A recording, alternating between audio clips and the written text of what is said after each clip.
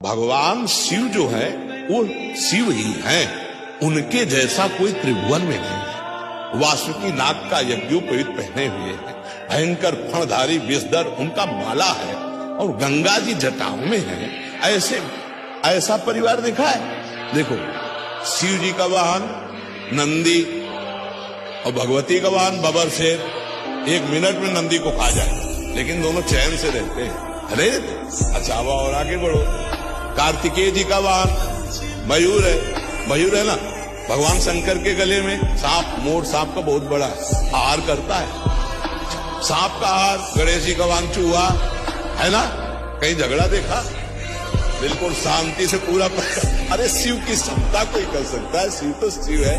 व्यसन करने में शिव को मत लाया है कि भगवान शंकर नशा कर। अरे यार, वो तो परमात्मा है यार, वो तो महादेव, देवाधिदेव महादेव है। नहीं, ऐसा नहीं। शिव जी ने तो हलाल जहर पिया। भले 1 बूंद पी के दिखाओ। ये सब कोई जानता है कि नहीं? समुद्र मंथन में जो पहला हलाहल विष निकला, भगवान शिव ने पिया। आप करो, शिव जी कोबरा को गले में डाले, एक बार कटवा दिखाओ।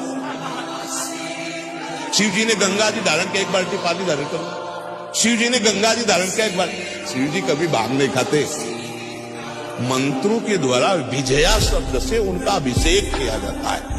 अभिषेक किया जाता है। शिव जी के ऊपर जहर का फल चढ़ता है, धतूरा का। शिव जी के ऊपर कौड़ा का फूल चढ़ता है, चढ़ता है ना। खा लो, जहर है, हलाहल जहर खा के तो दिखाओ। धतूरा का माला चढ़ता है। विश्वनाथ जी का वो पहले बैच में आए थे, वो लाते कभी कभी पूरा धतूर का माला। या एग्जाम्पल तो किसी का भी आप दे सकते हो। आप कभी देखा है? लोग कहते हैं भगवान शंकर चिलम, ऐसा कहीं लिखा है? अरे ये सब अपने मन के विलास है। वो जगत की रक्षा के लिए हलाहल विष पिया। समझ रहे हैं? तो जो हम सोने के समय रट रहे थे, वही जगने के समय चेतना जागृत होते ही निकल पड़ा। राधा राधा राधा। वैसे हर एक आदमी अनुभव कर सकता है। ऐसे ही हमने मूर्छा के समय भी देखा, जब हमारे डायलिसिस के लिए ऑपरेशन हुआ, ये उदर वाला, फिर छाती का यहाँ ऑपरेशन, फिर हाथ का, तो यहाँ वाले में हमें बेहोश किया गया। तो हमें जब बेहोश करने को था, तो हमने उनसे कहा था कि आप बेहोश करने के कुछ मिनट पहले हमें सूचित कर दीजिए कि मैं आपको बेहोश कर रहा हूँ। तो उन्होंने बताया कि बाबा अब हम इंजेक्शन लगाने वाले हैं। तो हम, जो हमारा चिंतन था, मानो मृत्यु का समय, हम ऐसे गाढ़ चिंतन किया। तो जो हम पद शुरू किए थे, तो जब हमारी मूर्छा भंग हुई, तो अगली लाइन वही चल रही थी। शयन के समय, मूर्छा के समय, तो वही आप मूर्छा जैसा समझ लीजिए इसको। तो जिस समय आप राधा राधा चेतना में बोलकर आपकी चेतना शक्ति, स्मृति शक्ति लुप्त हुई, फिर जब जागृत हुई, तो फिर राधा राधा आप बोल रहे हैं कि मुझे ग्लानि होती, तो वो पूरा समय आपका भजन ही माना जाएगा। अगर उस स्थिति में प्राण चले जाते हैं, तो आपको भगवत प्राप्ति होगी। क्योंकि मूर्छा के पहले आपने राधा बोला था।